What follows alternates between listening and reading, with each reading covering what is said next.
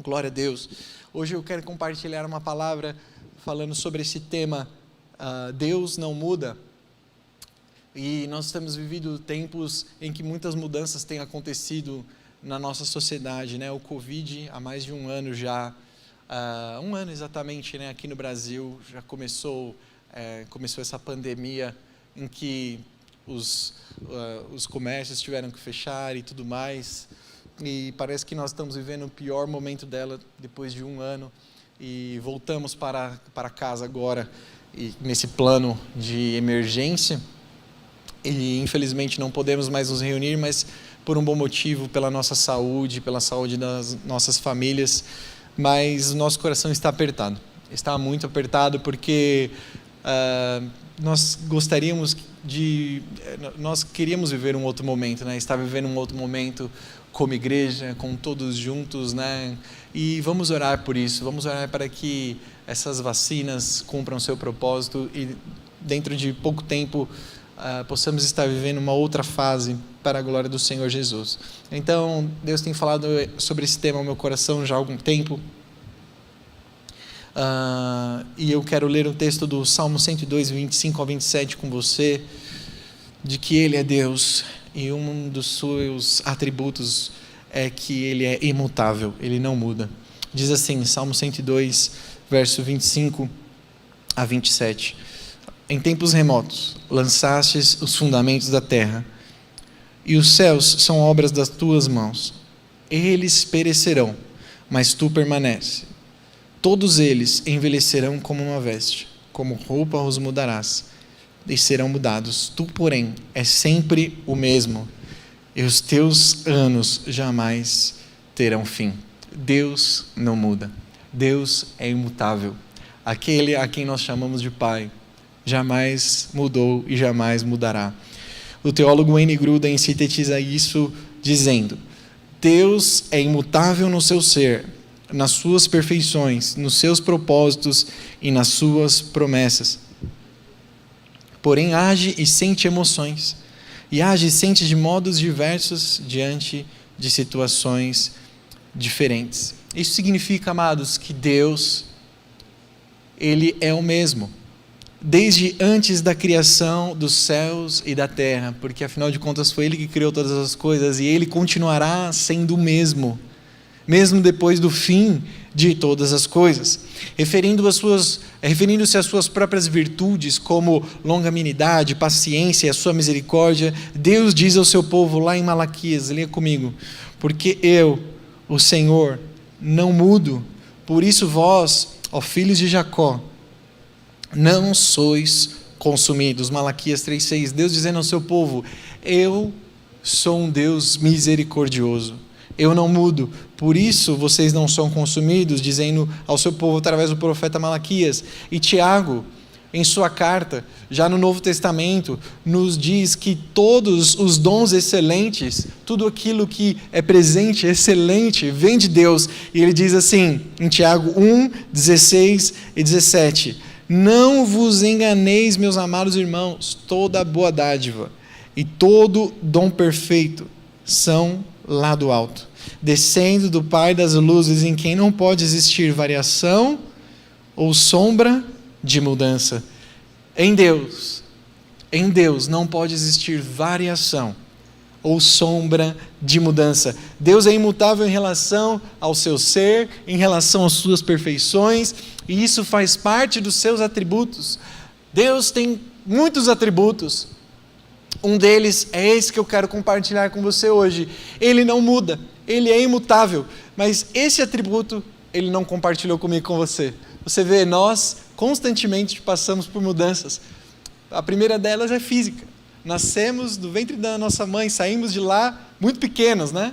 E com o tempo, o que vai acontecendo conosco? Vamos crescendo e adquirindo novas características físicas. As nossas emoções, né? Aí falando da nossa mente, daquilo que é interno ao ser humano, também vão mudando com o passar do tempo. O nosso aprendizado, aquilo que é o nosso conhecimento, isso também vai mudando com o passar do tempo. Vamos conhecendo mais, aprendendo mais e crescendo também nessa forma do nosso conhecimento. Mas Deus não. Deus, Ele é sempre o mesmo. Deus, ele não muda. Não tem como ele crescer mais, não tem como ele diminuir. Deus, ele é grandioso. Ele é infinito em graça, Ele é infinito no seu ser, Ele é infinito em sua sabedoria e em todas as suas perfeições. Eu quero ler com você o que escreveu o teólogo Herman Bavinck, holandês. Ele disse assim: a doutrina da imutabilidade de Deus é da mais alta importância para a religião. O contraste entre ser e vir a ser assinala a diferença entre Criador e criatura. Toda a criatura está continuamente vindo a ser, que somos nós, estamos mudando, é mutável, vive em constante afobação, busca repouso e satisfação, e encontra repouso em Deus, e só nele, pois só Ele é puro ser e não vir a ser. Por isso, nas Escrituras, Deus é muitas vezes chamado de a rocha, e você vê isso em vários lugares da Escritura.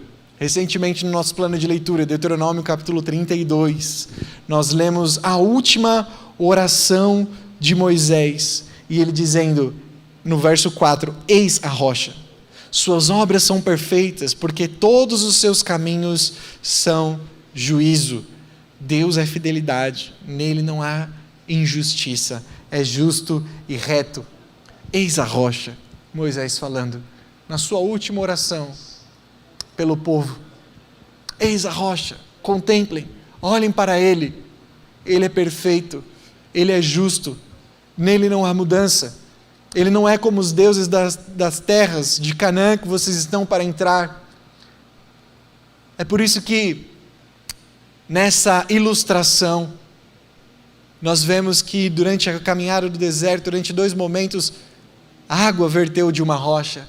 É por isso que Moisés morreu antes de entrar na terra de Canaã, não tocou na promessa, ele apenas viu a terra, porque ele não falou a rocha, mas ele bateu na rocha, e não santificou o nome de Deus. Você vê, Deus, mesmo sendo infinito, não dá para compará-lo com nada, ainda assim ele se compara a coisas a qual possamos entender aqui terrenas.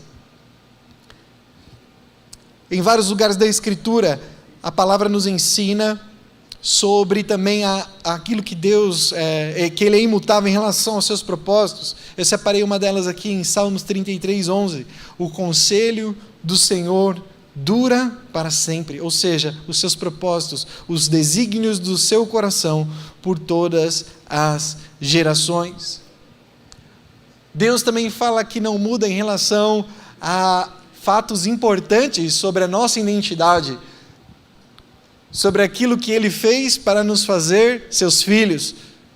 Por exemplo, a nossa predestinação, o fato de Deus ter nos escolhido há muito tempo, não nos escolheu a partir do momento que nascemos e começamos a fazer algumas obras, não, Deus nos escolheu antes, e lá em Efésios 1:4 nos escolheu nele, antes da fundação do mundo. Efésios capítulo 1, verso 4, nos escolheu nele, Paulo diz, nos escolheu nele antes da fundação do mundo. Você e eu somos escolhidos muito antes de existirem todas as coisas, glória a Deus. Sobre o plano da redenção, por exemplo, o fato de ter enviado seu Filho para fazer resgate por nós, para perdoar os nossos pecados e nos fazer de novo os seus filhos. Diz aí em 1 Pedro capítulo 1, verso 18 a 20, pois vocês sabem que não foi por meio de coisas perecíveis, como prata ou ouro, que vocês foram redimidos da sua maneira vazia de viver, que lhes foi transmitida por seus antepassados, mas pelo precioso sangue de Cristo, como de um cordeiro sem mancha e sem defeito, olha lá, conhecido antes da criação do mundo, revelado nesses últimos tempos em favor de você. Deus não foi pego de surpresa com o pecado no Éden. Deus já sabia, antes da fundação e da criação de todas as coisas, que Ele enviaria o seu Filho, seu único Filho, para fazer o nosso resgate lá na cruz do Calvário. Isso é precioso demais. Uma vez determinado que Ele irá fazer, uma vez que Ele tenha determinado que irá fazer, O propósito de Deus é imutável. Se Ele disse, é certo que Ele fará. Em Números diz: Deus não é homem para que minta, nem filho do homem para que se arrependa. Deus é imutável. E Ele afirma isso em Isaías de forma particular, dizendo: eu sou Deus, e não há outro semelhante a mim, que desde o princípio anuncio o que há de acontecer, e desde a antiguidade as coisas que ainda não sucederam, que digo, o meu conselho permanecerá de pé, farei toda a minha vontade. Eu disse, eu também o cumprirei. Tomei este propósito, também o executarei. Deus, se Ele falou, é certo que Ele vai fazer. Do seu tempo, da sua forma, em toda a sua graça, conhecimento e poder. Se Ele prometeu, creia, Ele é fiel, Ele vai cumprir. Isso, esse atributo do seu ser é um dos mais importantes, se não mais, para tudo aquilo que estamos fazendo e vivendo. Se Deus não é imutável, ou seja, se servimos a um Deus que pode mudar a cada momento, então todo o fundamento da nossa fé começa a ruir. Imagine que Deus decide, no seu conselho, não ser mais bom e começar a ser um pouco mal. E aí a gente pode pensar, mas o quanto mal Deus é? E aí agora? O que está acontecendo? O que Ele está determinando? O que será que Ele vai fazer? Já pensou eu e você servindo a um Deus que não sabemos o que Ele pensa, ou que seus atributos podem mudar, que a sua mente pode mudar, que Ele pode de repente não querer fazer mais? Imagine se Ele decide não voltar mais, não enviar mais o seu Filho para nos levar com Ele por toda a eternidade. Imagine o que aconteceria. Eu ficaria louco, ficaríamos loucos, porque a nossa fé perderia o sentido. A nossa fé, a nossa esperança e o nosso conhecimento dependem de uma pessoa infinitamente digna de confiança. Nós ouvimos isso recentemente. A nossa segurança é a rocha, é Cristo. E se eu estou falando isso aqui novamente, é porque isso é muito importante para nós nesses dias. Precisamos focar e construir a nossa vida, como cantamos aqui, em um ser que é imutável no seu ser, nas suas perfeições, nos seus propósitos e na sua promessa. A nossa fé e a nossa esperança dependem de alguém que é infinitamente digno de confiança. Nós, porém, mudamos. Nós, porém, deixamos a confiança, às vezes, de lado que temos uns nos outros. A nossa palavra é falha. Quebramos promessas, quebramos alianças, quebramos juramentos. Nós somos tão diferentes de Deus nesse aspecto. Ele não compartilhou isso conosco. Então, a pergunta que fica é: como que nos relacionamos com Deus nesse aspecto? Como é que Deus, que Ele é imutável nas suas perfeições, no seu ser, nos seus propósitos, se relaciona com um povo que é tão mutável, que não dá para confiar? Como um Deus imutável espera que nós nos relacionemos com Ele nessa característica? A resposta é muito simples. Através do seu Filho, Jesus Cristo. Cristo nos ensina, e eu quero caminhar com você, através de um ensino tão precioso, do Filho de Deus, do nosso Senhor Jesus. Ele nos ensina através de uma parábola, o poder de firmar a sua vida em algo que não muda. Uma parábola muito conhecida, Lucas capítulo 6, versos 46 a 49. Preste atenção, eu separei todo o trecho para que vocês também entendam o contexto a qual o Senhor Jesus começa a dizer essa parábola. Ele começa dizendo: por que vocês me chamam Senhor, Senhor, e não fazem o que eu digo? Eu lhes mostrarei a que se compara aquele que vem a mim, ouve as minhas palavras e as pratica. É como um homem que, ao construir uma casa, cavou fundo e colocou os alicerces na rocha. Quando veio a inundação, a torrente deu contra aquela casa, mas não a conseguiu abalar, porque estava bem construída. Mas aquele que ouve as minhas palavras e não as pratica é como um homem que construiu uma casa sobre o chão, sem alicerces. No momento em que a torrente deu contra aquela casa, ela caiu e a sua destruição foi completa. Essa parábola ela aparece também em Mateus, mas eu gosto mais da explicação e da forma como Lucas destrincha ela, é com mais detalhes. Você vê, enquanto Mateus fala de 2 tipos de fundamento, Lucas ele amplia a parábola do Senhor, ele vai mais específico e ele amplia o sentido dela. É por isso que temos 4 evangelhos, né? Nós podemos ver as similaridades e crescer e aprender muito mais com aquilo que os evangelhos nos mostram, em que Jesus falou. Muitas vezes você fala, nossa, mas eu já li isso daqui, por que isso daqui está sendo repetido? É porque cada autor tem a sua peculiaridade em cima daquele ensinamento de Cristo ou daquele fato. Veja, o homem prudente não é simplesmente aquele que constrói a casa sobre a rocha, e o imprudente é aquele que constrói a sua casa sobre a areia ou sobre a terra. Não são simplesmente 2 tipos de terreno que estão sendo colocados nessa parábola, mas o homem prudente é aquele que cava fundo. Ele diz, eu lhes mostrarei o que se compara àquele que vem a mim, ouve as minhas palavras e as pratica. É como um homem que, ao construir uma casa, cavou fundo e colocou os alicerces na rocha.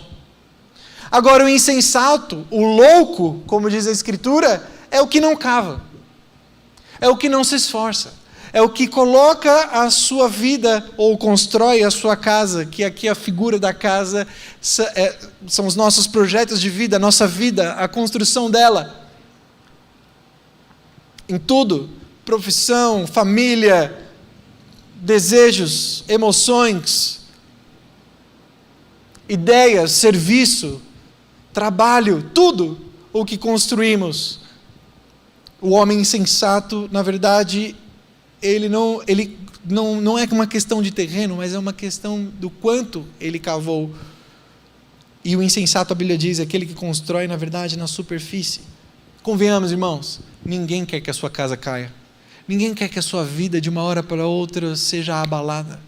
Que você perca a fé, que você perca a esperança, que todas as coisas, aquilo que você acreditava te trazer satisfação, conforto, estabilidade, caia por terra. Ninguém deseja. Ninguém constrói uma casa, agora fisicamente falando, para que com a primeira chuva ela comece a rachar toda e venha a cair. Por isso eu tenho certeza que, se eu perguntar para você, você está construindo na areia, na terra ou na rocha? Eu tenho absoluta certeza que a maior parte dos ouvintes falarão, na rocha. Eu tenho certeza que é na rocha.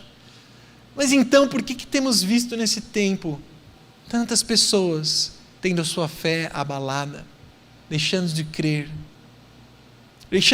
em Jesus, deixando de orar, deixando de se envolver e participar da comunhão com os irmãos, não só fisicamente, porque não dependemos do presencial para sermos igreja. Porque temos visto tantas pessoas abandonando as alianças, deixando de lado, deixando de fazer, deixando de ajudar, deixando de se envolver, deixando de amar, não se importando mais. Por quê?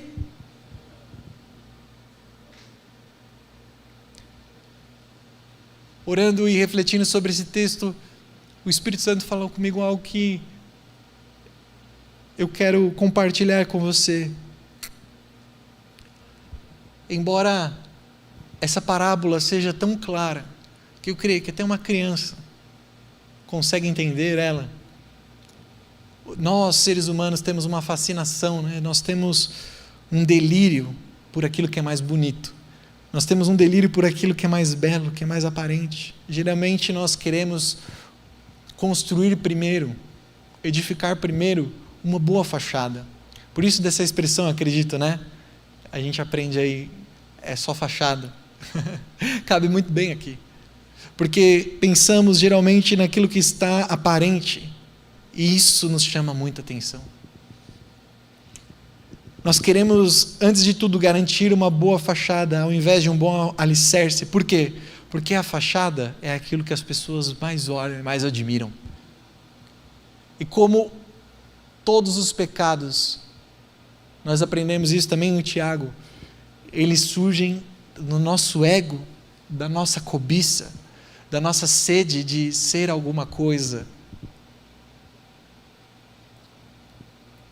E colocar-nos no trono da nossa vida, como todos os pecados vêm a partir daí, nós começamos a valorizar mais aquilo que é aparente do que aquilo que é profundo e que ninguém vê. Isso faz parte da nossa natureza caída, e infelizmente, Jesus diz que há pessoas que dizem Senhor e Senhor, ou seja, crentes. Só crentes dizem isso. Frequentadores de igreja, frequentadores de célula, pessoas que ouvem os louvores e cantam e levantam suas mãos, somos nós. Mas não obedecem. A aparência de discípulo, mas o interior é superficial e ocasional. O fundamento é outro. Na verdade, não tem fundamento. Porque aqui está falando de uma casa que tem fundamentos e outra que não tem. Cada vez mais. Saiba disso, igreja. Cada vez mais. E isso não sou eu que falo, a própria palavra diz, o apóstolo Paulo profetiza isso na carta a 1 Coríntios, a igreja, na carta de 1 Coríntios à igreja, ele fala que cada vez mais viveremos tempos sombrios em que a aparência é muito mais valorizada do que o fundamento. Você consegue identificar isso nesses dias? A aparência não é muito mais valorizada que o fundamento. Aquilo que você mostra que não é muito mais importante para as pessoas do que aquilo que realmente você é. É por isso tantos casos de depressão, ansiedade. Diariamente consumimos conteúdo. Diariamente nos saltam das telas dos nossos smartphones conteúdo de pessoas felizes, conteúdo de pessoas que mostram que estão boas, estão plenas, estão satisfeitas, têm dinheiro, têm tudo, têm estabilidade, e aí de repente eu e você não temos. E o que acontece? Nos tornamos tristes, frios, depressivos, porque geramos uma expectativa em relação a fachadas. Valorizamos a fachada. Por isso que eu prefiro essa parábola de Lucas, porque ela enfatiza a que a areia ou a terra nem é realmente um tipo de fundamento. É simplesmente, não tem alicerce. Aqui a gente está falando de dois vizinhos, né? Duas casas. Eu começo a comparar um do lado do outro. Um senta do lado do outro aqui para ouvir e assistir ao culto. E de repente a vida de um ruim, vira de cabeça para baixo. Principalmente na fase que estamos vivendo. Todos nós estamos passando pelo mesmo momento. Mas aí, na hora da torrente, na hora da chuva, na hora da inundação, é que nós percebemos onde que está o nosso alicerce. Com toda a aparência dessas coisas e a satisfação que elas nos trazem, nós facilmente esquecemos que um dia, amados, todas elas vão embora. A chuva e a inundação, elas virão, e isso é inevitável. Isso é inevitável. E areia, o que é areia ou a terra, como diz aqui na parábola? É tudo aquilo no qual baseamos a nossa alegria, a nossa satisfação, o nosso desejo e a nossa confiança.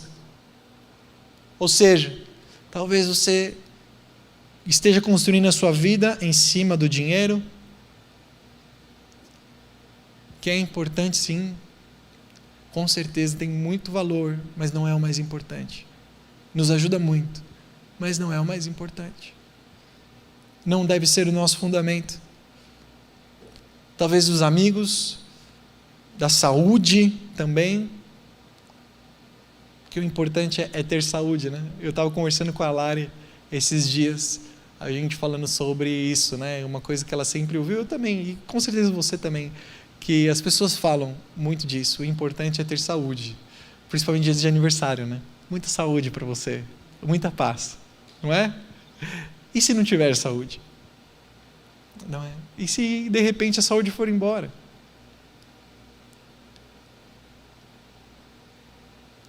O nosso fundamento vai abalar.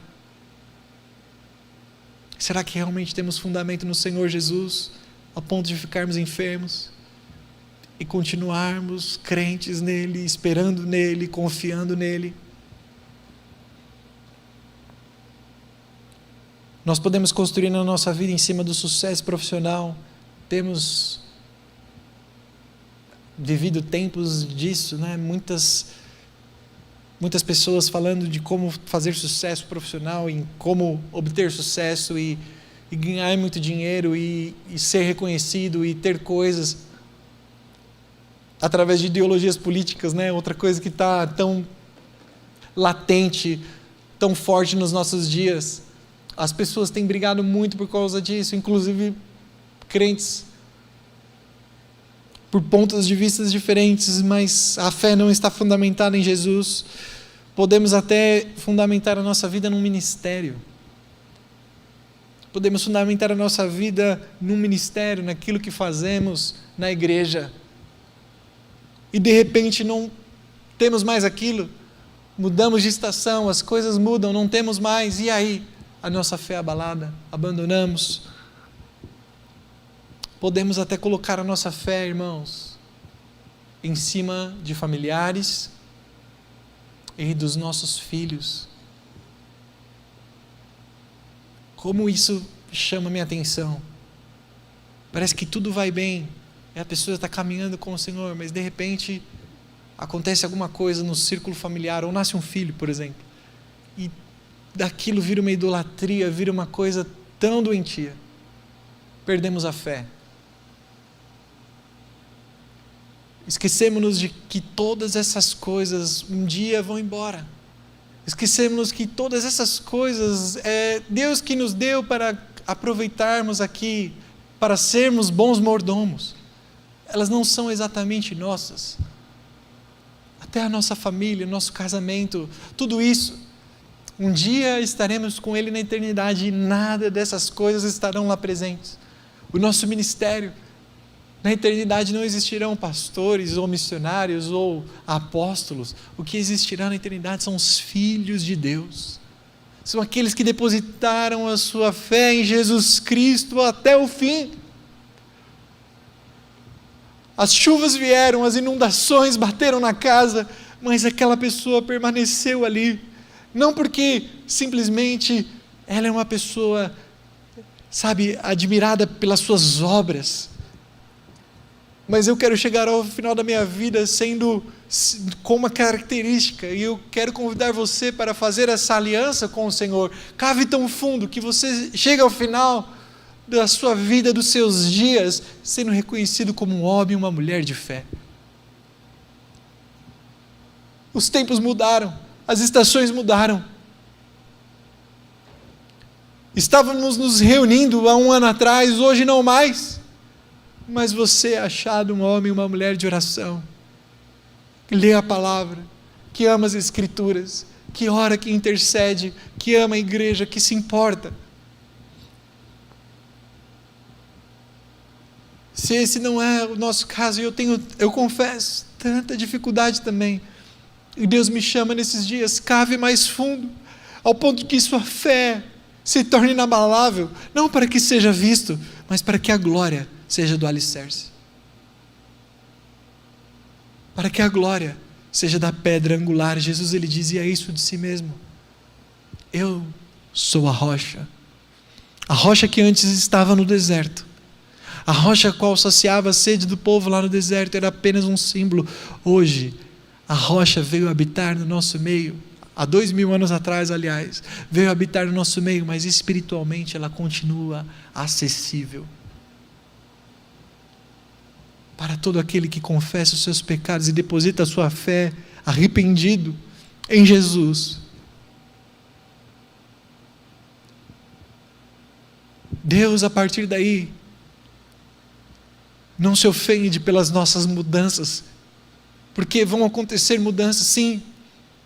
Muitas vezes estaremos tristes, abatidos e cansados. Algumas vezes vamos querer até desistir. Vamos querer deixar as coisas e as pessoas.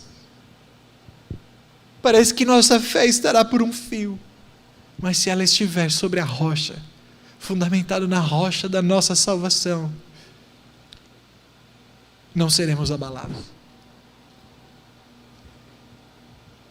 Que eu e você sejamos encontrados firmes durante tantas aflições que temos vivido, e o Covid é um tipo de aflição que temos vivido hoje.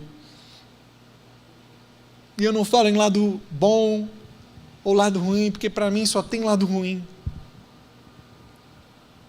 Viver essa fase de pandemia é o caos. Só temos visto coisas ruins acontecendo. E ele é um tipo de aflição que tem batido nas nossas casas, nas nossas vidas. E aí o que mais vemos o que mais tem saltado aos meus olhos é alianças sendo quebradas. A pandemia tem mostrado que os nossos relacionamentos, na verdade, eram baseados na presença física. Os nossos relacionamentos eram baseados nos cultos, nas reuniões presenciais, e não realmente na aliança que Jesus conquistou por nós lá na cruz. Não era um só Espírito, um só batismo, uma só fé, não. Começamos a deixar de lado a nossa comunidade, que é a comunidade de fé.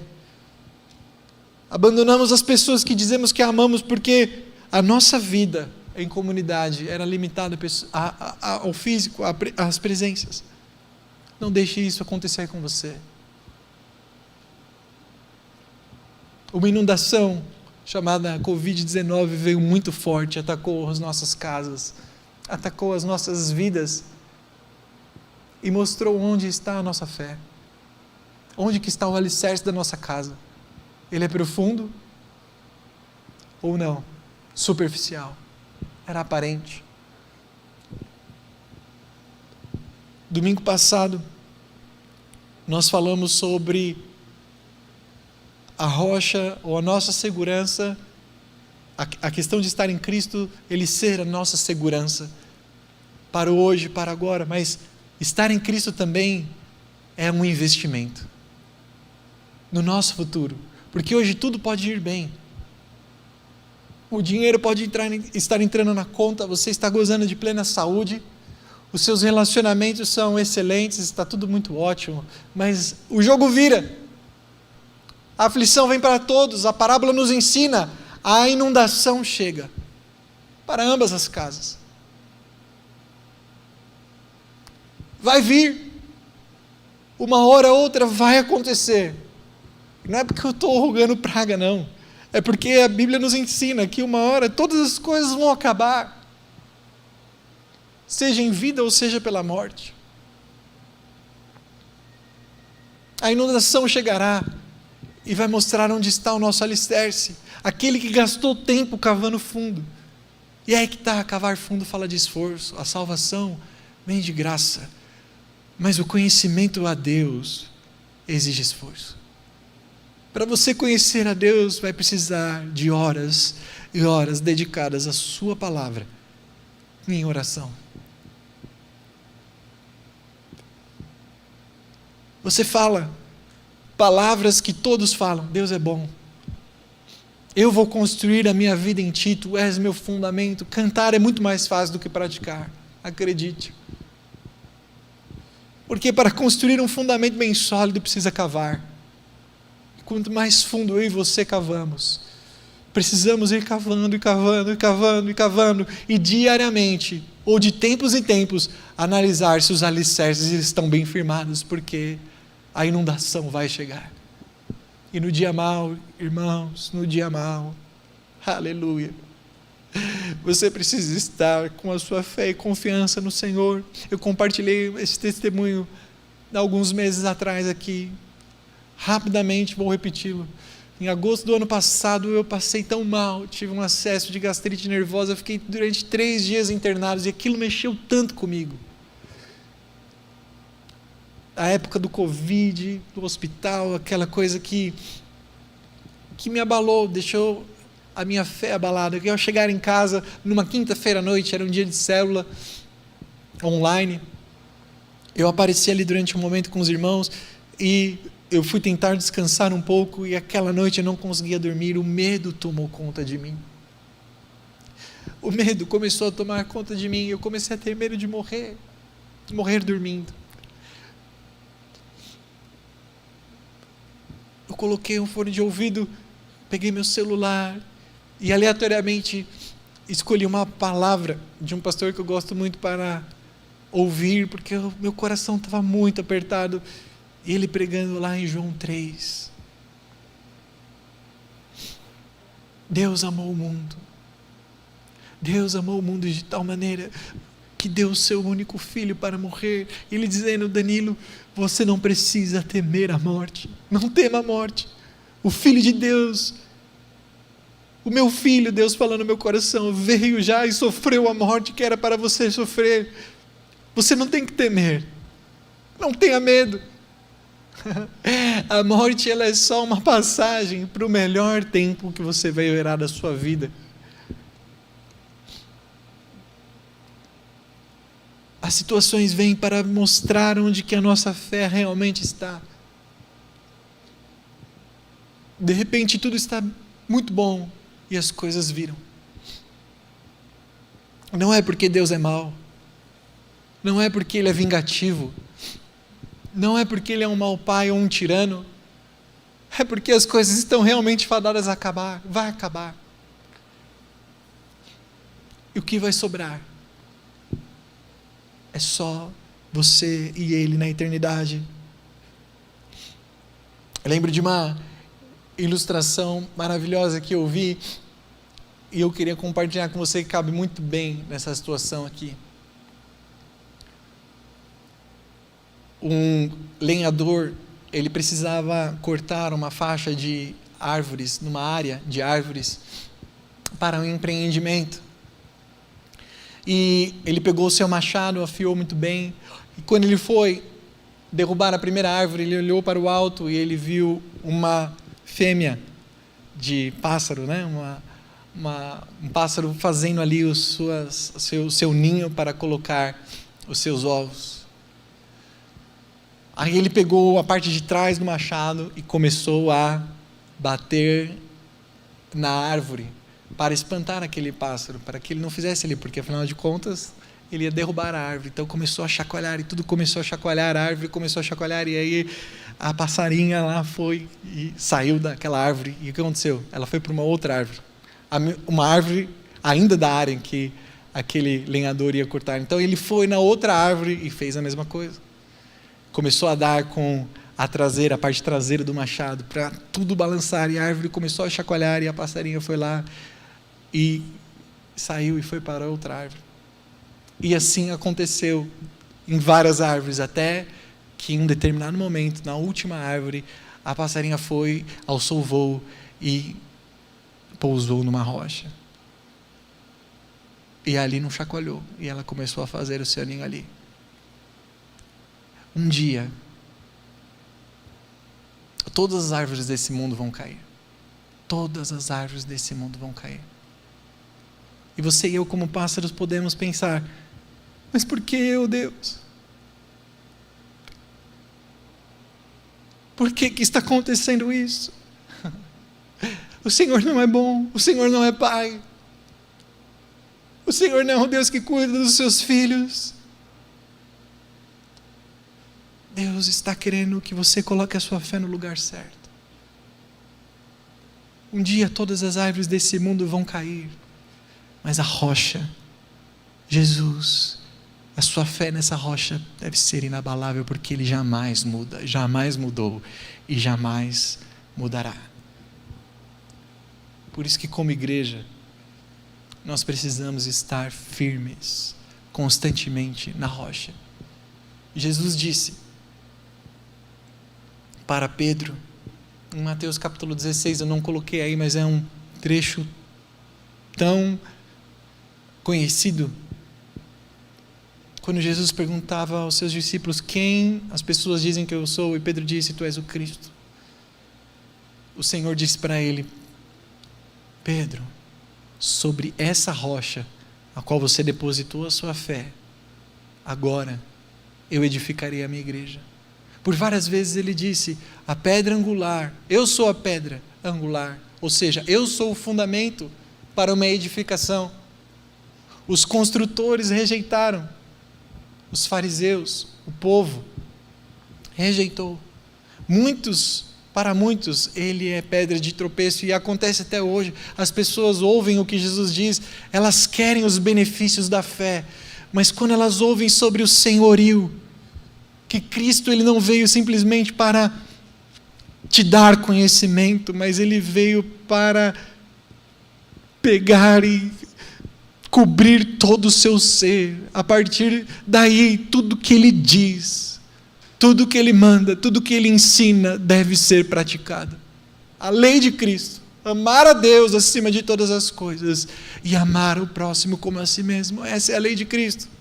Isso envolve esforço, isso envolve renúncia. Para muitos isso é pedra de tropeço, para muitos isso é escândalo, e as pessoas o abandonam, vão embora. Mas para outros é pedra de edificação. Nós estamos edificados, e a igreja só é igreja porque está bem fundamentada em uma rocha eterna. Porque senão, irmãos, jamais eu me submeteria, jamais você se submeteria a desgastes, a conflitos, a problemas de relacionamento, a traições, a angústias, a abandono, a fofocas, a dissensões, a divisões. Preste atenção. Se esforce para cavar no seu relacionamento com Deus. Não é só uma questão de ser crente, de ser cristão, é segurança e investimento. 1 Timóteo 6,19, eu quero encerrar com esse texto. Paulo dizendo a Timóteo que acumulem para si mesmos tesouros, sólido fundamento para o futuro. Paulo está falando aqui dos ricos na igreja. E rico gosta de investir dinheiro. Rico gosta de investimento, não é? Mas que seja uma palavra para todos nós. Que o seu e o meu investimento de vida seja um sólido fundamento para o futuro, a fim de se apoderarem da verdadeira vida.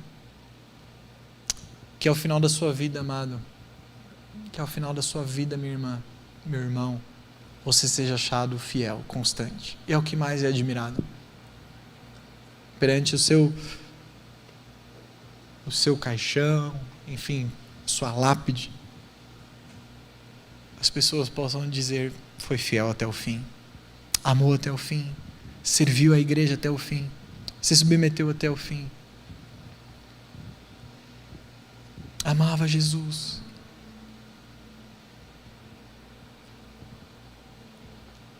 A pergunta que eu tenho para fazer é: você tem sido obediente às palavras? Você tem sido obediente às palavras do Senhor, que Ele tem proclamado semanalmente? As palavras que você tem lido? Oh, Espírito Santo, feche seus olhos agora. Eu quero orar com você para nós encerrarmos.